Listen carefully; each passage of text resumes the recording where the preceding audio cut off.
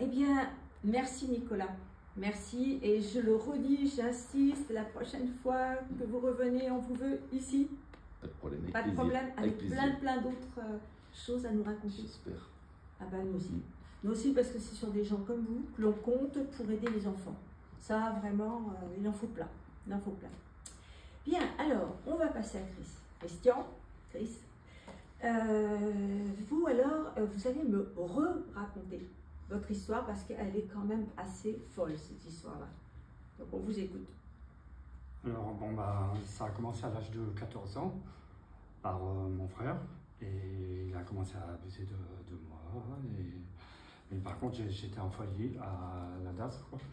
Ça fait que j'ai commencé à en parler aux éducateurs, à l'assistance sociale, au juge, j'ai lancé des SOS, personne ne m'a écouté, on m'a traité de menteur et alors je me suis dit, je me sentais seul dans mon monde, que personne ne m'écoute. Et je me suis dit, ben, pour être plus fort, ben, j'ai changé un peu ma personnalité. Il faut dire, à l'époque, je m'étais donné le choix. J'avais 3 solutions pour régler ce problème. Soit, comme ça m'avait fait très mal, je me suicide. Soit alors, j'opte pour une solution, je veux dire, le dénoncer, mais appeler les gendarmes. Comme ça. Et puis la 3e solution, ben, c'est je décide de changer de personnalité. Je suis devenu délinquant, quoi. Et je suis tombé dans la violence. C'est une forme de destruction, hein, de toute façon. Que ce soit le suicide, que ce soit l'alcool, oui, parce que c'est de la destruction. voilà. Hein, c'était pour m'auto-détruire. Et du coup, ben, j'ai choisi cette voie-là. Et c'est vrai que maintenant, je regarde, je me dis que c'était pas la bonne solution. Mais le problème, c'est que bah, j'ai fait des tas de conneries, j'ai touché à la drogue, à l'alcool, à la violence, j'ai commis des délits que je regrette, quoi, mais j'assume mes actes, même si, voilà. Et puis, au passage de la vie d'adulte, tout ça, ça a continué. Et où était, excusez-moi, où était le frère à ce moment-là? Mon frère, c'est lui qui vous a... Oui, mon frère, il était en maison d'enfant. Il était où, lui? Il était en maison d'enfant. Après, il est parti faire une formation. Et on a fait les vendanges, on s'est retrouvés. Après, même quand on était adulte, on s'est retrouvés pendant les vendanges. Et il a recommencé en tant qu'adulte, mais il a abusé de moi pendant que j'avais bu. Oui. Voilà. Oui. J'étais adulte. Dans une forme d'inconscience, voilà. Donc il a abusé. Le lendemain, j'ai senti que j'étais pas bien, que j'avais mal. Et je lui ai dit, qu'est-ce que tu m'as fait hier? Et j'avais sorti un couteau et je lui avais menacé comme ça. Il m'a dit, vas-y, tu ne feras pas. Et comme il était avec, il s'était mis en couple avec une femme, il a eu un enfant, et il me disait, tu ne diras rien, sinon, voilà, quoi, il me menaçait. Et du coup, je n'ai rien dit, parce que je me suis dit aussi, je ne veux pas détruire sa vie de famille, parce que je me dis, si plus tard, son fils d'apprend que j'ai envoyé son père en prison, à un moment-là, il faut réfléchir aux conséquences. Et du coup... La victime est toujours coupable. C'est fou, ce que j'allais dire. Fou, mais ça. Pourquoi? Parce qu'à la limite, en plus, ça protège l'enfant. Mais il n'était pas là encore. Non, il est totalement d'accord. Voilà, il a peur que l'enfant... Il a continué, mais cette fois-ci en violence sexuelle, mais oral par message. Il continuait à m'envoyer des messages jusqu'à il y a quelques mois quand même. C'est récent, c'est pour ça que quand je suis passé il y a 1 an dans l'émission, je n'avais fait aucune démarche. J'ai commencé mon livre en 2020. J'ai passé 2 ans pour l'écrire, ce qui n'a pas été facile. Ça a commencé au départ, je suis allé aux rencontres de la Civis à Marseille. Et après, ça m'a donné l'occasion, parce que là-bas, j'ai pu témoigner à visage découvert. Et on m'a cru. Je me rappellerai toujours la phrase que j'ai dit. J'ai dit à l'époque, on ne m'a pas cru, on m'a traité de menteur. Et là, quand j'ai dit la dernière phrase, j'ai dit là, je me suis senti écouté par tout le monde. Voilà. Et ça a été l'élément déclencheur qui a fait que... Une libération. J'ai écrit ce livre. Voilà. C'était facile de le dire à ce moment-là? Au début, quand j'y suis allé, pas facile. J'ai attendu qu'il y ait d'autres victimes qui s'expriment, puis voir comment elles font. Quoi. Il y a eu une rencontre, justement, il y a eu quelqu'un qui vous a plus particulièrement permis de parler de tout cela. Parce que généralement, c'est ça, c'est vraiment un contact, c'est une rencontre avec une personne, un homme, une femme, etc., qui fait que la parole se libère. Là-bas, sur place, j'ai discuté en privé avec d'autres victimes. Ouais. Et j'étais à côté d'une personne qui s'est exprimée. Et c'est là que je me suis dit, bah, je vais essayer, ça n'a pas été facile. Pour moi, c'était dur, quoi, parce qu'à la fin, j'en ai même pleuré, quoi. Quand j'ai rendu le micro, j'ai dit, là, je me sens vraiment écouté. Et voilà, j'en avais des larmes aux yeux. Et puis tout le monde a applaudi, quoi. Pour vous, c'était une forme de thérapie de groupe, parce que ça fonctionne très bien, ça. Lorsqu'on entend les autres victimes, etc., que la parole elle circule énormément, généralement, à un moment donné, si c'est pas la première rencontre, la première séance, si je puis dire, ça peut se passer la deuxième ou la troisième fois. Et on est hyper vigilant par rapport à cela. On se dit, lui ou elle a quelque chose à dire, mais on va tricoter de manière à ce que la parole, elle puisse se révéler. Oui, mais ça se passe pas comme ça, tu sais, la civile, c'est pas la même chose. Mais ça, je sais, mais... Ah, non, parce que les civils, il faut leur des choses, puis après, les victimes, celles qui veulent s'exprimer. Voilà, on leur passe le micro, puis après... oui, il y a un truc collectif. J'en ai vu qu'on part ici, quoi. Et puis j'ai vu des cas plus durs que moi, quoi, parce que... Il n'y a pas de plus dur, à chaque fois. Il n'y a pas de comparaison à faire. C'est jamais plus dur ni moins dur, c'est un vécu qui nous a fait mal. D'ailleurs, il y a une chose que je voulais vous demander quand vous parliez de délinquance. Est-ce que c'était de la délinquance solitaire ou est-ce que c'est parce que vous aviez trouvé un groupe quelque part, que vous sortiez de votre solitude, que vous étiez entouré d'autres délinquants et donc il y avait une certaine sécurité. Amitié. Une certaine sécurité à pouvoir sortir ces mots. Ouais. Le fait que je me sentais bien autour, ça m'a permis. Plus fort. Voilà, j'ai découvert en fait une espèce d'une sécurité tout autour de moi. Vous n'étiez plus la victime. Voilà. Oui, j'irais même peut-être un peu plus loin. Pour une fois, enfin, vous existiez. Voilà, oui. Parce que ça donne cette impression avant, c'est qu'il n'y avait pas d'existence. Il y avait quelqu'un qui vivait presque à côté de lui-même, en fait. C'est dur parce qu'à l'époque, quand on vous traite de menteur, ça fait mal. Et que personne ne vous écoute. Moi, j'en veux aux personnes de l'époque, mais elles ne sont plus là, peut-être. Mais quand vous parlez d'Ada, ça veut dire que vos parents, il n'y avait pas de parents? Vous n'aviez pas de parents? Parce que vous parlez oui, il n'y d'Ada. avait pas de parents, non, c'était ils étaient où, vos C'était parents? les affaires sociales, j'en ai parlé au juge. Non, mais vos parents, ils étaient où? Mes parents, j'ai pas eu de famille. J'ai eu mon frère qui a été, pareil, placé à Das, et puis Vous étiez au foyer? J'étais au foyer. En fait, bon, je ne vais pas résumer, c'est qu'à l'époque, j'étais abandonné à Rouvrecourt, à l'âge de 3 ans. Une dame m'a récupéré et m'a mis à la séance publique, là où il y a plein d'orphelins qui attendent une famille où elle est placée en foyer. J'ai trouvé une famille d'accueil de l'âge de 3 ans à l'âge de 13 ans. Et à l'âge de 13 ans, ça a été la cassure de ma vie. Parce qu'on m'a arraché de force à ce bonheur. J'étais si bien. C'était une bonne famille d'accueil. C'était une très bonne famille d'accueil. Ça me rappelle les propos de Nils Fock. Tout à fait. On m'a arraché à ce bonheur pour aller vivre l'enfer. C'est ça que je reproche. C'est parce qu'ils ont décidé de ma vie, de dessiner ma vie, en quelque sorte. Voilà. C'est là que ça a commencé tout. J'aurais pu avoir une vie différente si je serais resté dans cette famille d'accueil. On m'avait donné une partie des outils pédagogiques et l'autre, je n'avais pas les outils pédagogiques. Alors c'est pour ça que je me suis enfoncé dans le mal, la violence, la drogue, l'alcool, tout ça, tous les délits que j'ai pu faire. Les parents biologiques, vous les avez jamais retrouvés? Mon père il est mort, je ne l'ai pas connu. Ah, et puis ma mère, je l'ai vue qu'une fois, je le dis dans le livre, que je l'ai reniée, qu'elle est venue me voir à l'âge de 14 ans. Je l'ai reniée parce que je lui ai dit, c'est maintenant que tu viens me voir et je ne veux plus te voir. Mais vous n'avez pas de possibilité d'être aidé par votre mère, par exemple? C'est impossible. Je ne connais pas trop son passé, quoi, mais Après, des années après, je lui ai pardonné. Après des années, quoi. Mais et puis j'ai eu un double viol, j'ai eu mon oncle aussi, que je dis dans le livre. Mais c'est pas le plus marquant, c'est surtout mon frère. C'est le frère. Mon frère. Et puis là, depuis... Et qui a continué l'emprise, même sans... C'est une emprise familiale. Ouais. C'est dur de se défaire, quoi. Et c'est une emprise familiale, quoi. Nous, je rappelle que quand on vous a reçu, vous n'aviez pas déposé plainte. Non. Mais aujourd'hui, vous l'avez fait.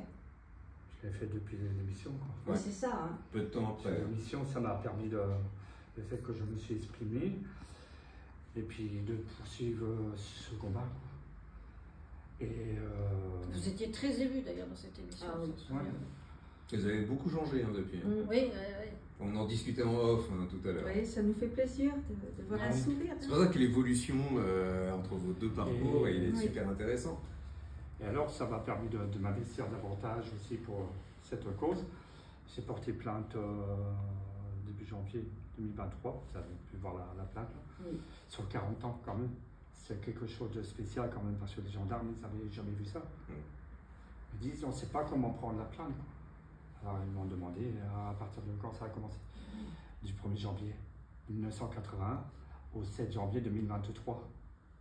Alors il y a moitié prescription, moitié pas prescription. Oui, quoi. oui. Et ce qui n'est pas prescriptible et quoi, ça tombe sous le coup de correctionnel ou de... En fait, ce que C'est quoi j'avais vu Maître Maître Benayoun, que Benayoun. vous m'avez On conseillé. fait un petit coucou à Myriam d'ailleurs. On lui dit Ouais. Bonjour. Voilà, que vous m'avez conseillé. Et que j'ai pris contact avec elle, mais je ne savais pas par quoi commencer. Moi, je pensais que c'était harcèlement sexuel. Elle me dit non, c'est viol incestueux. C'est ça.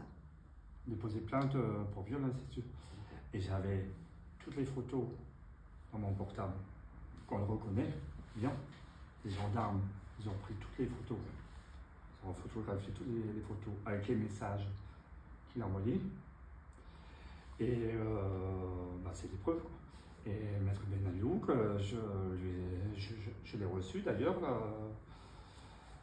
Moi, je l'ai vu à Toulouse, quoi, à son cabinet.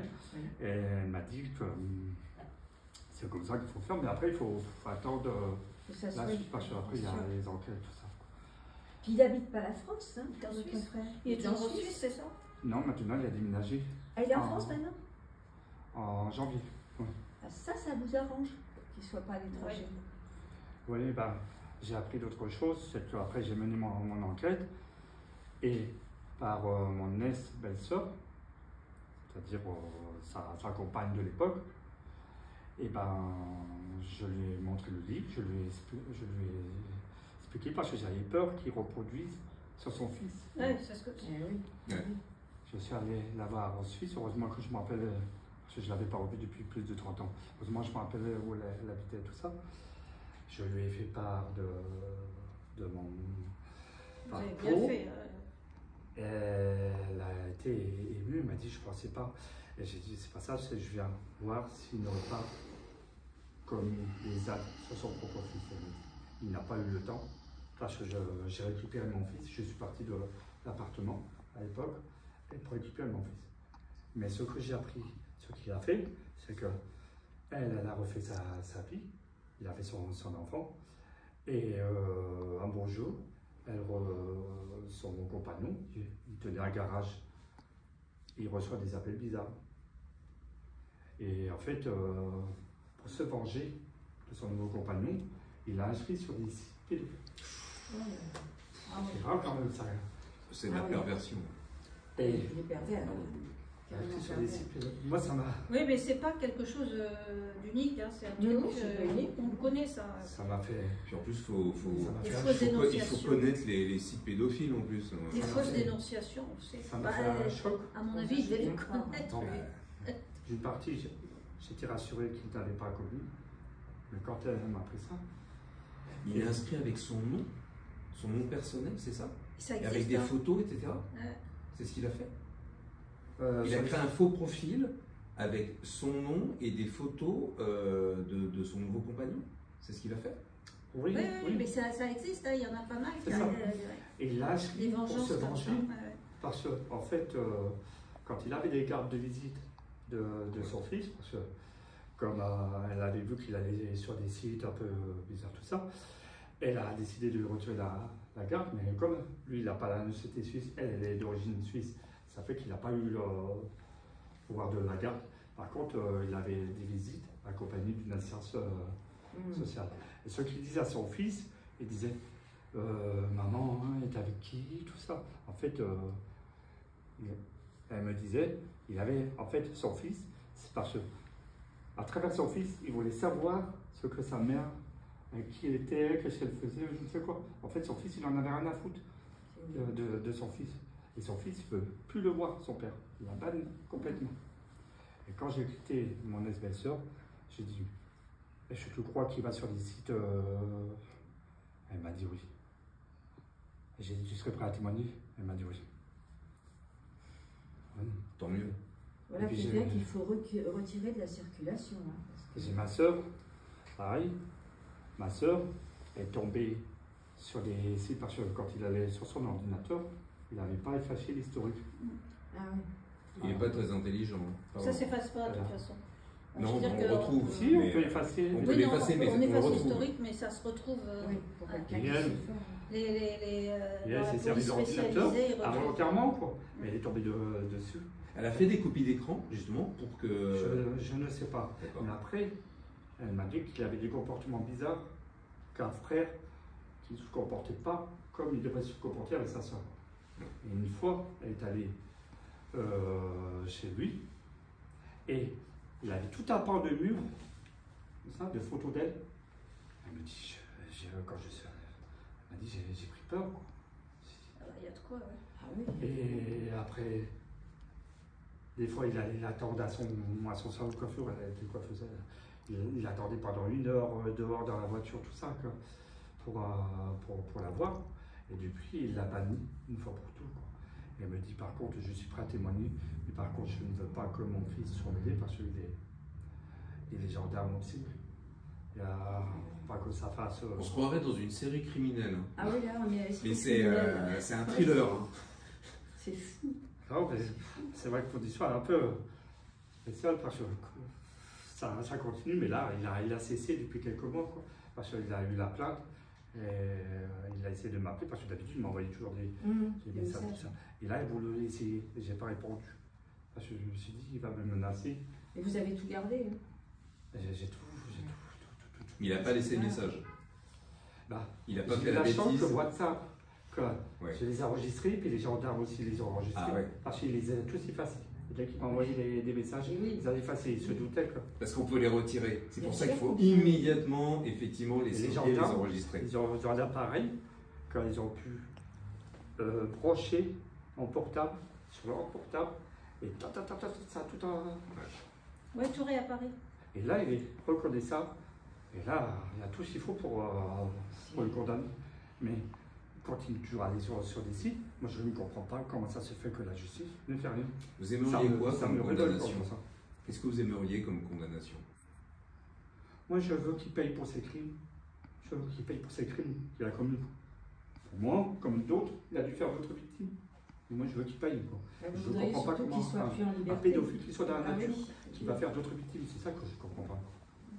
Je- Il faut le mettre hors d'état de nuire. Sur le plan procédure, vous en êtes où en fait Sur le bar, depuis l'émission, ça m'a permis de. Non, mais avec Mariam Benayoun, vous en êtes où là? Il y a eu une plainte, il y a Elle quoi est en cours. Bah, il y a une preuve. Bah, j'en ai montré. Oui, elle est en Oui, oui. cours. La Je veux date dire, est est-ce en que cours. ça a donné une suite ou pas encore? Et ben, je pense. Bon, il y a une Parce que partie moi, des j'ai faits eu qui doit être prescrit. ça, Maître c'est sûr. Benayoun, j'ai eu il y a 3 mois. Parce que j'avais pas de nouvelles. Et 3 mois avant, pareil aussi, je lui avais demandé où c'en était. Parce que elle m'a dit ça suit son cours. Je vais saisir le procureur de la République. Et apparemment, il y a 2-3 semaines, il a commencé à m'appeler oralement, quoi. Et puis il y a un mois et demi, il me dit pourquoi tu leur as dit où j'habite, quoi. Il m'a dit, ça veut dire, j'ai dit aux gendarmes, voilà. Et là, je pense que. Oui, ça doit bouger. Vous n'avez Voilà. pas une possibilité quand même que vous ne soyez plus joignable par cet être nocif? C'est que Mais à la limite, ça peut totalement lui laisser Ça me- justement, plus il va le Vous vous contacter rendez compte? et le Moi, ça me harceler. donne envie de gerber, mais ça, en sachant que j'ai un monstre Oui, de mais frère. d'un autre côté, ça le... Oui, Moi, je préfère le voir mort que d'avoir sentir un monstre de frère comme ça. Ça me... Non, mais ça me... Ça me... Ça non, me... c'est vrai que c'est... Non, mais je veux dire que ne faites pas de bêtises. Moi, je lui ai envoyé un message, j'ai dit, j'ai honte d'être ton frère. Ah ouais, J'ai honte, je suis vraiment dégoûté. Ça, on comprend. mais c'est lui qui doit... Ah, mais votre vie alors, Christian, vous avez une femme. Oui. Bon. Je me souviens que lors de l'émission, je vous avais posé la question, est-ce que vous avez des enfants? Non. Et je me rappelle de votre réponse qui m'avait profondément touchée quand vous m'avez dit non, je ne peux pas prendre de risque d'avoir un enfant. Vous êtes toujours dans le même esprit ou est-ce que Toujours. ça a évolué? Non. Toujours. Parce que je ne me sens pas prêt d'avoir des enfants, en sachant ce qui m'arrive. Je ne veux pas, si jamais j'ai un enfant, dire que son oncle soit pédophile. Alors, mais je suis heureux comme ça, sans enfant. Mais je préfère réfléchir que de... Voilà. Ah non, mais moi je vous comprends très bien. Mais par contre, votre Ouais, vie bon. reste totalement emprisonnée par rapport à lui en fait. Parce que vous vous empêchez d'avoir un enfant, alors que quand on vous entend et on vous connaît, il se passerait rien, etc. Mais c'est la honte qu'il ait un oncle ouais, pareil. c'est ça. Et c'est-à-dire qu'il vous C'est a pas mais me réellement débarrasser de- bouffé toute votre vie. Il a détruit votre vie. Il m'a détruit, ça me ronge tout le temps, tout le temps, tout le temps. Il continue, il y a un an... Dès que j'ai un message de lui ou un appel, ça me... Voilà. J'ai envie, Il y a- j'ai il y a envie de un an- vomir, j'ai envie de pleurer, quoi. Il y a un an, vous nous aviez expliqué qu'il continuait à vous envoyer des messages. Voilà, oui. Ouais, ça s'est arrêté il y a quelques mois, quoi, parce que depuis qu'il a reçu C'est la plainte oui, qui a stoppé la ça. plainte, je pense que c'est la plainte qui commence à faire son effet, quoi, mais ça a mis du temps. Quoi. Et pardon, je vous ai interrompu parce que vous vouliez dire quelque chose. Oui, je voulais... C'est par rapport à l'émission. Non, c'est par rapport à... Ah oui. J'ai apprécié pareil, ben, vous avez déjà dû entendre, pareil que les hommes pédophiles, quoi, pareil, qui reproduiraient sur ce qu'ils ont vécu dans l'enfance. Alors, Oui, pas tous. Hein. pas tous. Pas tous. C'est grosso modo 73-80% qui font, et c'est un mécanisme de répétition. Ensuite, il y a l'autre pourcentage qui est quand même très important. Moi, je crois pas dans les générations spontanées qui sont réellement, pardon pour le terme, hein, je sais que vous allez me détester, Katia, quand je dis ça, mais c'est vraiment des gros dégénérés. Enfin, il faut être malade mental dans sa tête pour avoir des désirs envers des enfants, etc. Mais en tout cas, on a 73-80% effectivement de victimes qui vont reproduire par la suite. C'est ce qu'on appelle les mécanismes d'identification à l'agresseur. Mais d'autres, en revanche, on ne sait pas comment ça leur vient à l'esprit. C'est Ah, hyper mais bien. dans ce cas, si c'est comme ça veut dire qu'elles sont elles-mêmes victimes et qu'elles refont des victimes. Pas forcément, Christian, pas tout à fait. Non, c'est pas. Heureusement. Et on a quand même parlé de cette histoire de Mais génération. on en a parlé l'autre fois, c'est vrai. J'ai vu, Il y des, a- j'ai vu des cas qui Bah, disaient, on a parlé Vos également, arrière-grands-parents, l'avocat qui grands-parents. disent oui, mais il a été victime. Enfin, Ouais. ça, c'est pour ça qu'il a reproduit. Et puis les Ah, Oui, mais oui. ça n'excuse rien. Enfin, je suis Non. désolé. on dit la même chose des enfants maltraités, battus, qui battent. Oui, qui battent après leurs enfants, oui, ça, oui. Mais c'est ce que Ou l'on qui voient un père ou une mère se battre et qui, après eux, battent leur femme. Non, ou mais leur il y a des familles incestueuses, hein. On ne peut pas vous Ouais. dire que ça n'existe pas. Hein. On l'a vu, Ben oui, on a bien étudié sûr, le problème bien sûr. générationnel, ça monte à, En effet, ça à des générations. Mais comme ça peut ne pas se passer. Ouais. C'est pas une obligation, si vous voulez. Ou alors, pire encore, on ne sait pas. Comment savoir dans une famille qui ne se fréquente pas vraiment qu'il y en a eu ou qu'il n'y en a pas eu? On ne sait pas. La seule chose, et c'est là où on prie un peu au feu en disant, quand on sait quelque chose, eh bien il faut que ça s'arrête, il faut les retirer de la circulation. On ne peut pas laisser des gens continuer à faire On en ça. avait parlé la dernière fois. Ah, mais le problème, Oui, c'est ça qu'il y en a paraît. plein. Bien Il y en a sûr. plein comme ça de gens qui continuent. Vous voyez, tout ça, on découvre tous les jours des pédophiles. Bah, On en parle de plus en plus. Mais hein. oui, mais on a cet éternel problème, c'est la lenteur de la justice. Si la justice était plus rapide, si elle écoutait davantage ben, les enfants qui arrivent à parler, ou les jeunes qui arrivent à raconter leur enfance, comme vous, comme Nicolas, peut-être on irait plus vite. On n'y est pas encore à ça.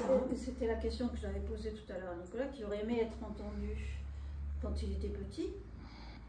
Il n'y a pas de formation. À l'école, par exemple, bon, on sait que l'inceste et tout, c'est essentiellement l'inceste et la maltraitance, le viol, c'est dans la famille, on le sait.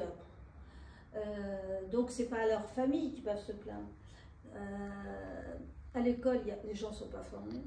Déjà, ils ne veulent pas en entendre parler déjà, également. Voilà. C'est un sujet extrêmement tabou. Déjà, il faut déjà et en plus, il y en a certains déjà qui sont parmi les éducateurs, parmi les enseignants, parmi les profs de gym, qui vont dire à un moment donné, ah non mais je l'ai aidé à monter à la corde, etc. en lui mettant la main sur les fesses. Je suis désolé, mais et je passe d'autres choses également. L'enfant n'est pas protégé, ça c'est sûr, pas assez en tout cas. De mettre en place des outils pédagogiques pour... Oui, totalement. Tout à fait. Ça, c'est indispensable. Dans les écoles, par exemple, aussi. Mais ce n'est pas la priorité. Pas encore, en tout cas. Parce qu'on pourrait éviter des traumas, on pourrait éviter des tas de choses. On avait travaillé sur le sujet, mais ça n'aboutit absolument pas. Mais ça peut bouger, moi je pensais une chose, par des victimes qui vont dans les écoles, qui parlent aux enfants, ce que vous faites, Nicolas, et peut-être vous aussi. Parce que c'est ça, c'est y aller, dire voilà ce qui peut vous arriver. Mais il faut aussi que les écoles acceptent. Alors ça c'est un autre processus. Moi, si je peux m'exprimer là-dessus, j'ai eu le cas d'une école où je suis intervenu, j'ai fait 2 amphithéâtres à suivre de 200 élèves, portés par les profs, pour la plupart des profs, qui m'ont rapporté les propos de l'infirmière, qui leur a dit bah, c'est bien beau, mais ça c'est un truc, c'est un coup avoir plein de paroles qui vont se libérer, on va en faire quoi? Mais parce qu'elle ne sait pas faire, et deuxièmement, enfin, je vais être... non mais c'est grave, hein. Je vais être violent, mais c'est une infirmière dans l'éducation nationale. Elle change de métier, hein, ouais. franchement. Elle était inquiète à l'idée de l'intervention que j'allais faire et des conséquences que ça allait avoir. Et évidemment, il y a eu des conséquences, parce que avant même que j'intervienne, il y a certains profs de français qui ont fait lire mon livre à ceux qui voulaient. Ils ont lu des passages à l'oral. Et certains ont déjà un peu commencé à parler, ou je connais quelqu'un, en fait, il parlait d'eux, et donc il s'est passé des choses. On connaît les chiffres. Voilà, il s'est passé des choses. Et d'ailleurs, quand j'ai fait l'intervention, je disais dans l'amphithéâtre, là vous êtes 200, je sais statistiquement qu'il y a forcément parmi vous. Bien sûr. Et je vais plus loin en disant que statistiquement, il peut aussi y avoir des agresseurs parmi. Donc soyez à l'écoute. C'est vrai pour les assistantes sociales. Moi, j'ai donné des conférences dans la salle, on me disait. Ah mais c'est pas vrai, nous on n'a jamais fait ça. On aurait cru que d'un seul coup je l'accusais elle d'avoir fait quelque chose, mais c'est de la folie. Donc on n'est pas sorti d'affaire encore. Hein. Souviens-toi, un grand-père incestueux, ça n'existe pas. Ah oui. On me dit compte qu'à l'époque je lançais des SOS, mais depuis le temps rien n'a un peu évolué quoi. C'est pas trop évolué. On évolue, mais on n'en est pas encore sorti. En tout cas, Christian, moi je recommande votre livre Leçon de vie, pour ceux qui ne l'ont pas lu, hein, Chris. Et là maintenant, vous êtes publié chez La Bruyère, c'est ça? C'est le contraire. Non, c'est Maya. Excusez-moi, c'est l'inverse. Donc chez Maya. Voilà, chez Maya. Donc n'oubliez pas, si vous ne l'avez pas lu, lisez-le. Il y a beaucoup de choses qui apprennent. C'est comme le livre Mon Petit Loup, qui est publié aussi chez Maya. Mais ça je ne ferai pas d'erreur. Voilà, Mon Petit Loup, achetez-le, lisez-le, faites-le lire. Parce que ces livres-là, il faut les faire lire. Ça ne peut pas toucher qu'une personne. Donc n'hésitez pas, allez-y, faites-le. Eh bien écoutez, on va s'arrêter là. Et c'est pareil que pour Nicolas, la prochaine fois, dans quelques mois, vous revenez nous voir pour nous dire un petit peu où vous en êtes. Et si cette plainte a avancé, parce que ça nous intéresse. On espère surtout. Du chemin depuis l'émission, oui, j'ai fait du chemin. Ah oui. Je m'investis. Non mais c'est bien. Comme je vous aide aussi dans votre association aussi. Ben, c'est ça, non mais c'est formidable. Moi je me dis que plein de gens comme ça, petit à petit, ben, ça nous aide à sortir de ce gouffre, hein, parce que c'est un gouffre. Et bien écoutez, on va arriver vers les vacances de Noël, vous vous rendez compte, c'est bientôt Noël. Et bien on va en profiter pour vous dire à tous, le sapin n'est pas encore là, mais bonne fête à tous. Bonne fête à tous. Profitez-en, reposez-vous. Et puis de toute façon, on vous retrouve. Noël à la Réunion, c'est... On retrouve tout le monde la semaine prochaine, dans Coup de poing sur les i, mais là, en studio. À tous, au revoir et à très vite. Au revoir.